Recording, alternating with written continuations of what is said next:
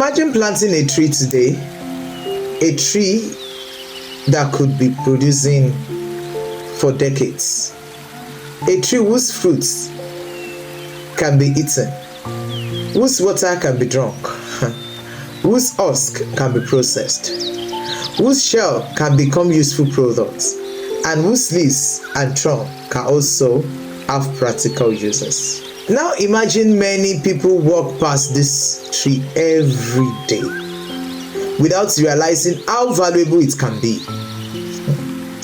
That tree is the coconut tree. And today I will explain why many people around the world call it the tree of life.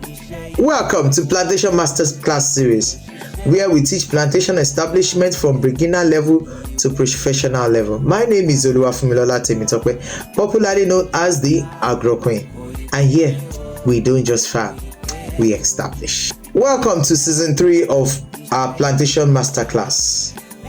In season 1, we explore the cocoa plantation establishment.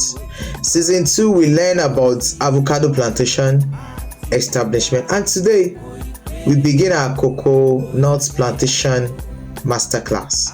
If you have ever wondered whether coconut farming is worth considering, this series is for you.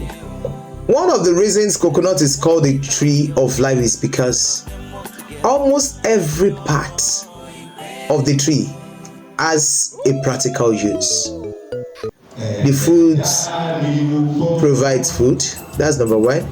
The water is enjoyed as a refreshing drink. The kernel can be processed into products such as coconut oil. The husk can be used to produce fiber. You heard me?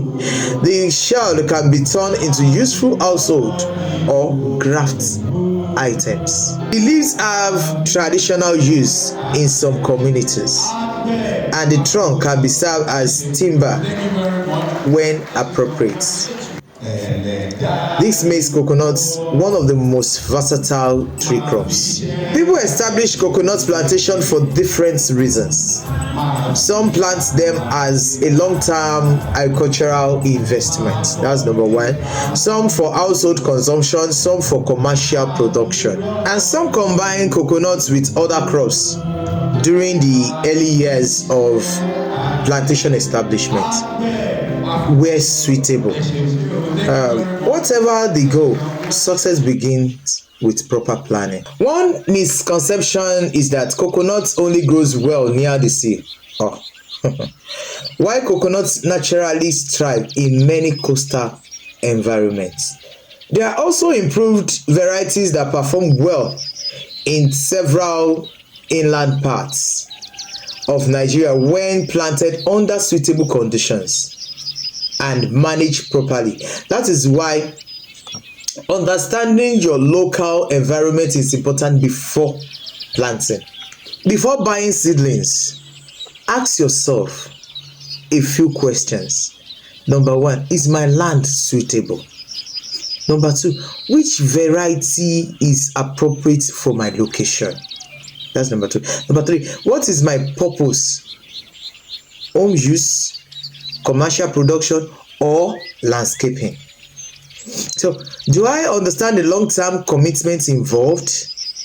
These are the questions. So, good plantation establishment starts with good planning. A plantation is not built in a day.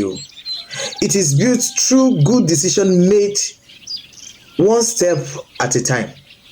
Never allow excitement to replace planning. If you are planning to establish a coconut plantation, or you are looking for quality tree seedlings and professional guidance, I'll be glad to support you through the planning and establishment process.